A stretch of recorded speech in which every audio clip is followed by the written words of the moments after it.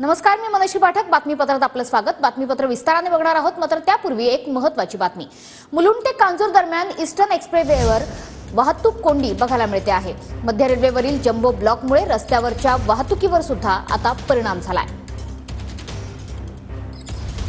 आपले प्रतिनिधी अविनाश माने सध्या आपल्या सोबत जोडले गेलेत. अविनाश, काय चित्र आहे सध्या मुंबईच्या रस्त्यांवर?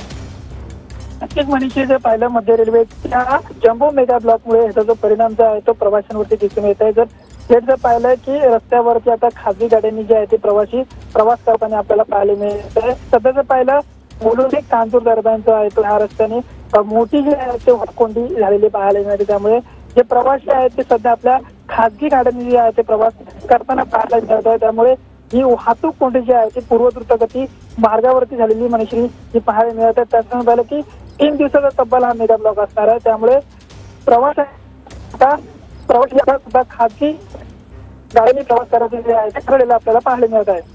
नक्की, त्यामुळे या जम्बो मेगा ब्लॉकचा परिणाम आज आपल्याला मुंबईच्या रस्त्यांवर सुद्धा बघायला मिळतो. त्यामुळे मुंबईकरांनो, वेळेत घराबाहेर पोहोचा, जेणेकरून तुम्ही कार्यालयात सुद्धा वेळेवर पोहोचू शकाल.